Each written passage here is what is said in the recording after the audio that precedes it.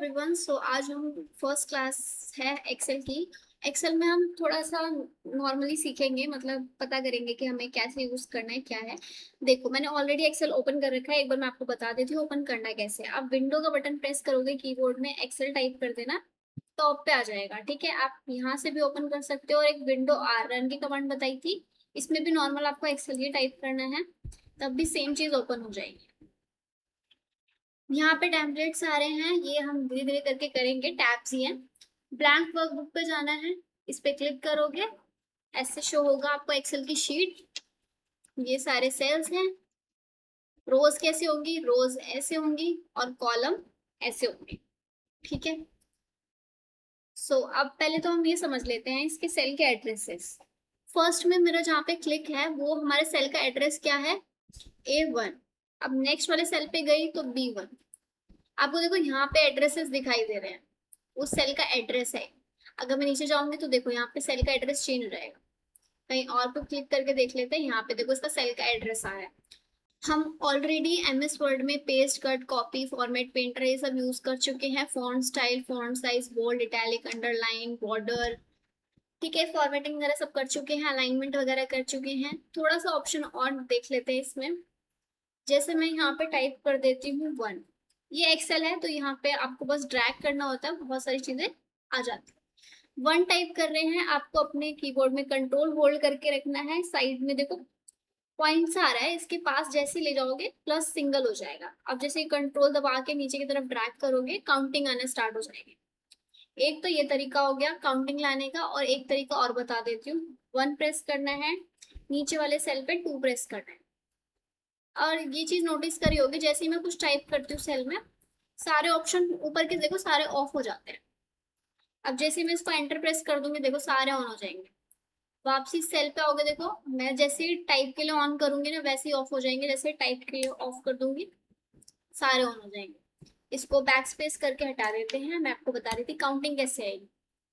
First में first लिखा है, सेकंड सेल में सेकंड लिखा है। आपको दोनों सेल को सिलेक्ट करना है, शिफ्ट और पेज डाउन प्रेस करोगे, सिलेक्ट हो जाएगा। आप इसको दोबारा से ड्रैग करोगे तो देखो काउंटिंग आएगी, आपको इसमें कुछ होल्ड करने की जरूरत नहीं पड़ेगी।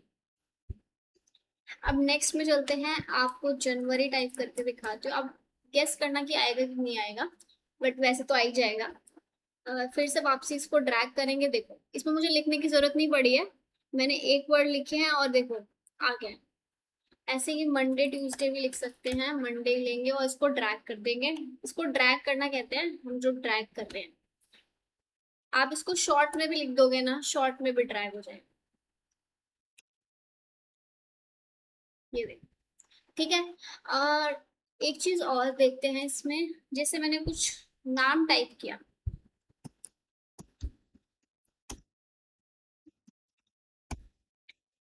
ये देखो सेल में मेरा नाम जो है पूरा, यहाँ पे फॉर्मूला आ रहा है, यहाँ पे देखो आपको पूरा नाम दिखाई दे रहा है। मैं नेक्स्ट सेल में दिख रहा होगा कि वो जा रहा है नाम, पर ऐसा कुछ नहीं है, वो ब्लैंक है। आपको यहाँ पर कुछ नहीं दिख रहा है, ब्लैंक है। अगर मुझे एक ही सेल में इसका पूरा नाम चेक करना है कि ढंग से दिखाई दे, तो आप यहाँ पे ऑप्शन आ रहा है wrap text, wrap text use करोगे, वो एक सेल में एडजस्ट कर लेगा, आपको दिखाई देगा।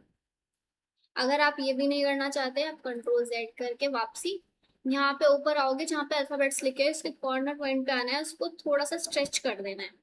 माउस की लेफ्ट क्लिक से स्ट्रेच कर देना है, ये देखो आपको तब भी शो होने लगे।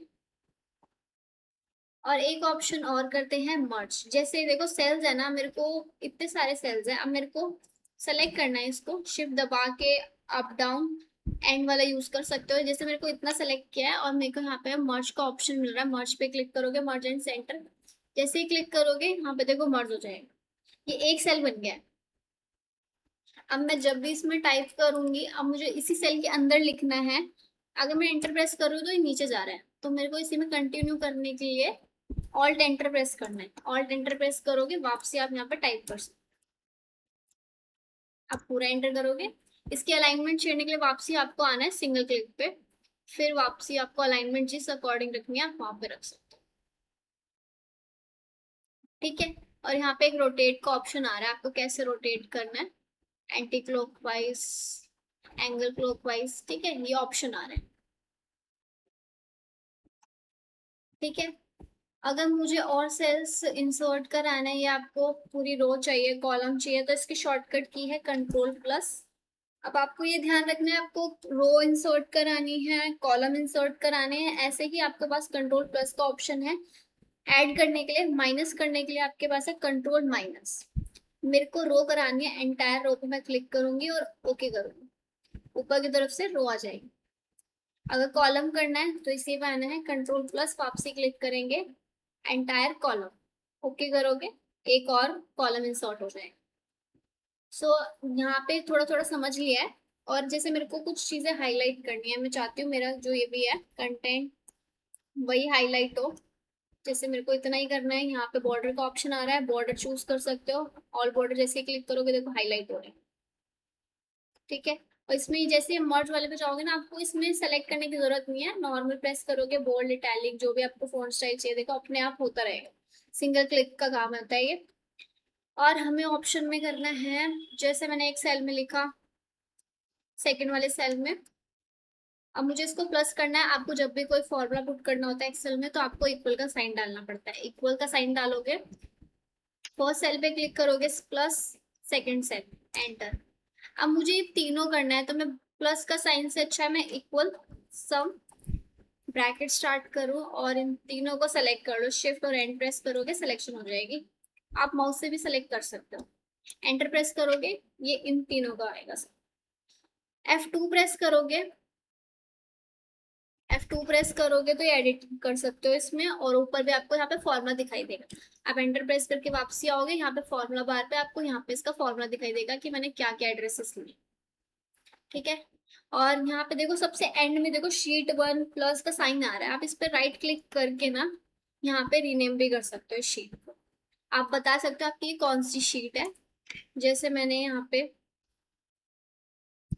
प्रैक्टिस किया, तो मैं यहाँ पे प्रैक्टिस शीट लिख देती हूँ,